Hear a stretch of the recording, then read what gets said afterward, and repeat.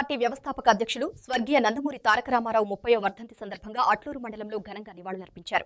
అట్లూరు మండల టీడీపీ అధ్యక్షులు పాపదిప్పు మల్లికార్జున రెడ్డి ఆధ్వర్యంలో ఎన్టీఆర్ చిత్రపటానికి పూలమాల వేసి పార్టీ నాయకులు కార్యకర్తలు ఘన నివాళులు అర్పించారు. అనంతరం కొండూరు పంచాయతీ సీఎం గ్రౌండ్ ఆవరణలో ఉచిత రక్తదాన శిబిరాన్ని ఏర్పాటు చేశారు. ఈ శిబిరంలో పలువురు యువకులు ఉత్సాహంగా రక్తదానం చేశారు. అనంతరం అన్నదాన కార్యక్రమాన్ని నిర్వహించి ప్రజలకు భోజనం వడ్డించారు. ఇటీవల జరిగిన సంక్రాంతి సంబరాల్లో భాగంగా నిర్వహించిన క్రికెట్ టోర్నమెంట్ విజేతలకు ఈ సందర్భంగా బహుమతులను అందజేశారు.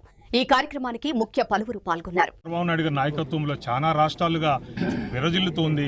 ఆంధ్రప్రదేశ్లో అధికారంలో ఉంది.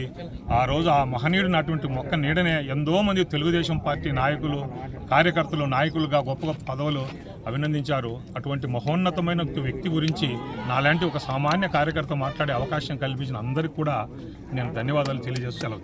మళ్ళీ ప్రవేశపెట్టిన మొట్టమొదటి వ్యక్తి ఎన్టీ రామారావు గారు. ₹2 కిలో బియ్యం కానీ బడుగు బలహీన వరకు పేద ప్రజలు రక్తం పీలుస్తున్న మన సారా మద్యపాన నిషేధాన్ని ప్రవేశపెట్టిన మహనీయుడు కూడా ఆయనే. అంతేకాక ఆడపిల్లలు పడుతున్న బాధలు, ఇబ్బందులను చూసి వారికి కూడా ఆస్తిలో వాటా ఉంటే వారు కూడా వాళ్ళ జీవితాలు కూడా బాగుంటాయనే ఉద్దేశంతో ఆడపిల్లలకు మొట్టమొదటిసారిగా ఆస్తిలో వాటా కల్పించిన గొప్ప వ్యక్తి కూడా మన రామారావు గారు. ఈ విధంగా చెప్పుకుంటూ చాలా ప్రజల పట్ల ఆయనకున్న ప్రేమ, ఆదరాభిమానాలు ఇవన్నీ చాలా చెప్పుకోవాల్సి వస్తుంది. అంతేకాక మన బద్వేలు ప్రజలకు ముఖ్యంగా మనకు ఈరోజు సస్యశ్యామలంగా నీళ్లు దొరుకుతున్నాయంటే ఆ మహనీయుడు ఎన్టీ రామారావు గారు, మహనీయుడు పెద్ద ఆయన వారిద్దరి ప్రోద్బలంతో మనకు తెలుగు ప్రాజెక్ట్ రావడం జరిగింది. బ్రహ్మంగారి మఠం దగ్గర రిజర్వాయర్ కట్టి ఈరోజు మన శ్రీశైలంలో నీళ్లు మన ఇంటి దగ్గరకు వస్తున్నా అన్నీ మనం చూసాం. ఇదంతా మహనీయుని కృషి, ఆయన ఆదరణ, పెద్ద ఆయన కృషి.